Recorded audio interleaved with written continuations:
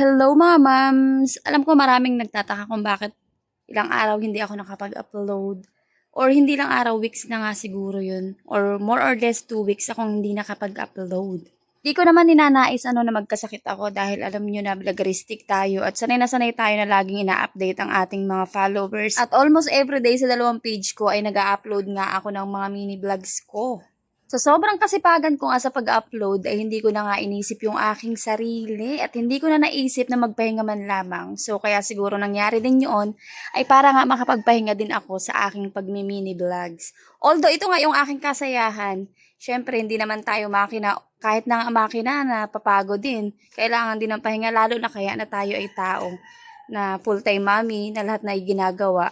So, kailangan din natin ng pahinga. Yung huli ko nga palang mga vlogs ay 3 araw akong naglaba. Pero kahit nga 3 araw akong naglaba noon, no signs na magkakasakit ako dahil sobrang siglang-sigla ko talaga. Katunayan, itong mini vlogs ko na ito, itong aking mga sinampay na mga damit ay kinabukasan pa nung aking paglalaba. Bali, Sabado na nga yan at August 19. Wala akong nararamdaman ng kahit ano at sobrang siglang-sigla ko pa. Sobrang lakas ng aking katawan kaya hindi ko ina-expect na ako ay magkakasakit. Dahil imagine niyo naman, nag-umpisa ako maglaba noon last week ay Miyerkules, Huwebes, Biyernes. Tapos itong Sabado na ito ay yung mga nilabhan ko pa ng Biyernes. Dahil yung mga simple bagang pagod naman ay pag naitulog ko nga ay alam mo na, nawawala na din naman kaagad yung aking pagod kapag nakabawi ako ng pahinga. Kaya nga kahit sobrang laki ng bahay namin ay nalilinisan ko ng maayos, nakapaglaba ako. Tapos itutulog ko lang yung pagod ko at pagkagising ko, ayun, parang nagre-recharge ulit ako at lumalakas na ulit. Kaya naman, hindi ko talaga ini-expect na mangyayari nga sa akin yung ganong pagod na hindi ko akalain na ako'y magigising pa o makaka-recover pa ako. Sa buong maghapon naman ng Sabado na yun ay puro yung damit lamang naman ang aking natupag. Pagka bilad ko nung hapon, pininaw ko din yung kinahapunan at kinagabihan. At ito naman ay nung linggo na, kinabukasan nga. Ayan, no signs of magkakasakit pa din ako dahil masigla pa rin naman ako, gumising ako ng maaga. Dahil nga sisimba kami ng mga anak ko diyan at nagligpit-ligpit din nga muna ako din sa aming lamesa na ito na lagi ko namang ginagawa at hindi naman din talaga ako tumitigil nga ng pag-iinis. Basta't ako'y nagising ay dire-diretso na din nga ang aking pagliligpit hanggang hapon na yun. Kaya ako din nga pala inagahan ng gising ng mga panahon na yan. August 20 na nga pala yan, linggo, dahil isasama nga namin si Ate Aira sa aming pagsamba. Sobrang excited din nga ng mga anak ko dahil nga si Ate Aira ay kasama namin. Kaya sabi ko nga kina Tutoy ay mag-ready din ng maaga para maaga nga kami makapunta sa church. At habang naliligo naman ang mga anak ko, ako naman ay nagligpit-ligpit din nga muna din sa aming kusina. Sobrang sigla ko pa din nga diyan at no signs talaga na ako'y magkakasakit. Dahil nga sa sobrang sigla ko at wala nga akong nararamdaman ng panahon na yan, ay yung lahat ng gawain nga ay gustong-gusto kong tapusin bago nga pumunta kami ng bahay pa ng bahan. Pero meron din nga pala akong napansin na every time na magla-live ako, 1 to 2 days mangyari yung pagkakasakit ko. Ay meron nga akong avid follower na nakakapansin sa akin na medyo malamya daw yung aking mata. Pero sa totoong buhay, kahit napapansin niya na malamya yung aking mata, ay wala talaga akong nararamdaman sa aking katawan. Sobrang lakas ko talaga as in. Yung lakas na, as in wala akong mararamdaman sakit na parang yung nananamlay ka, ganun, mga ganong mga sitwasyon. Di ba usually pag yung mata daw natin malungkot, meron tayong dinaramdam sa loob natin. Pero ako talaga wala, no signs na magkakasakit ako. Kaya dire-diretso din ang aking pagtatrabaho. At ayan nga, nung linggo ito, nakapagluto pa nga ako at pagkatluto nga namin kumain. Tapos ayun nga, dumiretso na din kami sa bahay Panambahan at dinaanan na din nga namin sa Ate Aira. Physically ay wala naman talaga akong nararamdaman sa aking katawan. Siguro nga yung mentally, amin ko na sa inyo na nagkasagutan din nga kami ng aking asawa bago pa nga kami sumimba. Hindi ko na nga lamang sasabihin sa inyo kung ano yung pinagtalunan namin. Pero basta ako ay nasaktan nga at habang ako yung sumisimba ay yung emotional ko ay talaga namang na-damage sa aming pagsasagutan na yun. Pero paglabas naman namin ng bahay Panambahan ay naging okay na din naman ang aking pakiramdam at nagkaroon na din ulit ako ng peace of mind. Nawala na din nga sa aking isip yung pagsasagutan nga namin ni Daddy. Daddy nga ay nakatigil dun sa may malayo kaya naman nilahada din nga namin ng mga bata at habang daan nga ay nag-uusap nga kami ni Ate Aira at sobrang sarap nga ng pakiramdam ko dahil si Ate Aira nga ay naisama ko sa aming bahay Panambahan. No signs pa din nga na ako'y magkakasakit dahil sa sobrang layo ng aming lilakad nga, hindi man lang ako nakaramdam ng panghihina. Sa katunayan ay meron din nga pala kaming get together ng araw na yaan ng mga classmate ko ng high school ay hindi nga ni ako nakasama. Mawag nga si ate dahil ang nanay nga namin ay sinamaan na naman last at ilang araw na nga ni daw na hindi makatulog kaya naman hindi na talaga ako sumama sa mga kaklase ko. At sa halip nga ay pumunta na lamang kami dito sa playa para nga dalawin si nanay dahil namimiss na nga ni daw kami at ilang araw na nga ni din kami hindi nakakapunta din sa kanya. Pagkadating nga namin dito sa bahay ni na Lola ay talaga naman sobrang lumiwanag ang mukha talagang may paghaplos pa nga si Banining dito sa kanyang paboritong lola na ito at talaga naman sobrang habol ng anak ko na yan dyan sa kanyang lola na yan. Sa kwento nga ni Ate Osang sa akin ay ito nga si nanay namin ay halos hindi nga daw makabangon at lagi nga kaming hinahanap lalo na itong mga apo nga ni nanay. May hiling pa nga itong si nanay na linggo-linggo daw nga na ibibisitahin siya at namimiss daw nga niya itong mga apo niya. Hindi din naman maaari na linggo-linggo nga kami bumisita dito gawa ng si daddy nga na may trabaho ay tinatsambahan din nga lamang na walang nga trabaho si daddy. Kaya nga kami nakakabisita dito kay nanay sa playa. Alis din nga muna pala diyan saglit si daddy at pumunta nga muna ng bayan at pinaayos nga yung aming sasakyan. Ang sabi ko nga sa kanya ay balikan na lamang kami. Tapos ako ngayon nagpakuha na din nga dito kay Ate Osang ditong 2 pirasong papaya. Dahil parang naiibigan ko ang maggata ng papaya na may lahok na tuyo. Kaya naman nagpasungkit na din nga ako diyan kay ate ng mga 2 piraso nga. Habang nagsusungkit nga diyan si ate ako'y tawan-tawa dahil muntikan pa nga siyang malagpakan sa ulo nitong sinusungkit niyang papaya. At ayun, no signs pa rin talaga na magkakasakit ako dahil sobrang saya at sobrang sigla ko pa din nga ng mga araw na yaan. Medyo silim na din nga nang dumating si daddy ng linggo ng hapon para sunduin nga kami at si Kuya Jiro nga ikasama din niya ulit pabalik. Pero habang nung nasa kubo nga kami, napansin na din nga ni nanay na bakit nga daw malungkot yung aking mata at tinatanong nga niya ako kung ano daw ang nararamdaman ko. Wala naman akong sinasabi dahil physically ay wala naman talaga akong nararamdaman sa aking katawan. Noong linggo nga ng hapon nang umuwi na kami ay doon ko na naramdaman sa sasakyan na parang medyo nanghihina na nga ako at inuubo-ubo.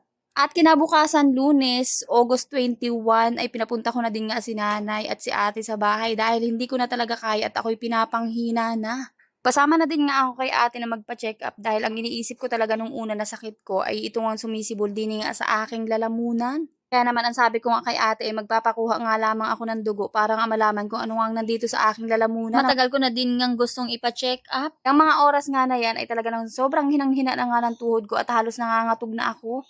At ang sabi ko nga kay ate ay siya na lamang ang magpalista. Aba naman ay nahihiya pa nga ni itong aking kapatid. Kaya naman kahit nangangatog nga ang aking tuhod ay ako na lamang ang lumapit doon. Iisip ko pa nga nung una na baka nga ako sintomas ito nung sumisibol sa aking lalamunan. Kaya ako'y nanghihina at medyo tumitigim-tighim. Buti na lamang talaga at nakuhanan nga ako ni ate ng video dito pero katunayan ay bawal naman talagang mag-video nga dito sa loob nga ng clinic. Dapat na hindi talaga ako magpapa-check up dahil magpapakuha lang talaga ako ng dugo para malaman ko nga kung anong result nitong aking nasa lalamunan. Ay nadiretso na nga sa pagpapa-check up ko at nalaman ko talaga na sobrang baba na ng aking platelet. Ang sabi sa akin ni Doc ay wala namang sintomas nga na mararamdaman kahit ano. Ito nga pagsibol nung nasa lalamunan ko. Pero bukod na vlog ko na lang ikukwento yung tungkol dito sa aking lalamunan, yung sumibol dito. So ayun na nga at umuwi na kami at nalaman ko nga na sobrang baba ng aking platelet. Kaya pala sobrang hinang-hina na ng aking katawan. Sobrang hirap pala nung ganito. Nasanay na sanay kang kumikilos pagkagising mo. Tapos biglang magkakasakit ka. Hindi ako sanay na ganito nga yung sitwasyon ko. At sobrang awang-awa ako sa sarili ko. At ganun din sa aking mga anak, hindi ko nga malapitan, hindi ko maintindi. Hindi na rin nga pala ako nagpa-admit dahil sobrang dami nga ng dengue cases dito sa amin ng mga panahon na yaan. Ginawa ko na lamang ay nag-a-update na lamang ako ng CBC ko everyday. Tapos sa bahay na lamang ako nagpapahinga. Noong mga panahon nga na ito na umiiyak ako ay naisip ko nga yung pagtatalo namin ni daddy at nakadagdag pa nga yun sa aking pagkaka-stress at lalong panghihina. Sobrang hopeless na hopeless nga ako at iniisip ko na paano na lang kung ako ituluyan ng magkasakit o hindi na ako makarecover. Sobra akong na-stress dahil iniisip ko talaga unang-una ay yung aking mga anak. Sino ang mag-aalaga ay malapit na nga magpasukan. Tapos nag-flashback nga ulit sa memory ko yung pagtatalo nga namin ni daddy at sobrang nagsilpiti talaga ako at hindi nga yun makakatulong sa aking pagpapagaling. Buti na lamang talaga at kahit nga meron nga akong maedad na asawa, iniintindi ako kahit na nagtatantrums ako at inaaway ko nga siya. Yun nga palang mga pasa na nakikita ninyo, yun yung kinuhanan ako ng dugo ay yun nga, nagmark ng ubi dahil sobrang baba nga ng aking platelet. Blessing in disguise din nga itong aking pagkakasakit dahil nga itong aking pamilya, ikita nyo naman at yung mga nilaban ko nga anong mga nakaraang linggo pa ay talaga namang ayan nga at sila na nga ang nag-iintindi.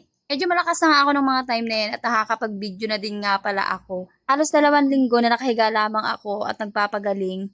Doon ko nga na-realize na talaga namang hindi natin talaga dapat abusuhin ang ating kalakasan, ang ating katawan.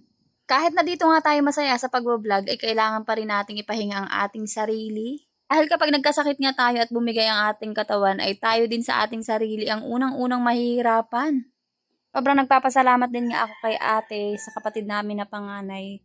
Dahil hindi nga niya ako iniwanan at talaga namang siya ang lahat ng gumagawa ng mga gawain dito sa bahay. Nga nang ginagawa ko ay si ate lahat ang gumawa yung pag-iintindi sa mga anak ko, pagluluto, paglilinis. Sobrang nagpapasalamat din nga ako dito sa aking asawa na kahit sobrang lakas mambuli at mang-asar, ay sobrang maasikaso at sobrang maintindi din namang asawa, lalong-lalo na nga kapag ganitong mayroon akong sakit. Hindi talaga matatalian hangga't hindi nga ako gumagaling. Kung ano-ano talaga ang hahanapin niyang solusyon para ako ay gumaling. Alam mo yung feeling na lagi kayong nagtatalo, nag-aaway, pero kapag ikaw ay may sakit, ayan, tarantan-taranta na nga yan at hindi na alam kung anong gagawin para ikaw nga ay mapagaling ka agad-agad. Ito na nga yung mga panahon na ako ay talagang medyo malakas-lakas na, ayan, sina Ate Osa nga at si daddy na ang naglalaba dahil ayaw na ayaw talaga nila akong kapag ako ay nakarecover ay sasabak na naman sa mga gawain. At ang sabi pa nga sa akin ni daddy ay kukuha na nga siya ng maglalaba namin para hindi na nga ni daw ako mahirapan. Nakakatuwa din nga na biglang mga nag-matured itong aking dalawang pabebe na mga anak. Next week ay babawi na lamang si Mami kapag fully recover na at ako na ulit ang mag-iintindi sa inyo. Kaya naman sa aking mga kapo Mami na mga vloggeristic diyan, ingatan po natin ang ating mga sarili dahil hindi lang tayo Mami, dahil tayo din ang inaasahan ng ating mga pamilya. Huwag na huwag ninyong kakalimutang alagaan ang inyong sarili kahit pag-aano tayo kabisi sa ating mga gawaing bahay. Uminom ng multivitamins para may laban tayo sa anumang sakit. Pinakaimportante ay ang pagpapahinga dahil ang mga gawaing bahay, sabi nga nila, ay nakakapag-intay pero ang katawan natin ay hindi. Kapag tayo ay ginupo ng karamdaman ay talaga namang napakahirap. Buti na lamang talaga dahil inaalagaan ko nga ang aking sarili ay medyo malakas din ang aking immune system. Dahil kung nagkataon na hindi ko nga inalagaan ang aking sarili, ay baka nagupo na nga ako ng dengue fever na kumapit sa akin. Kaya naman mga moms, ingat po tayong lahat and God bless us all always.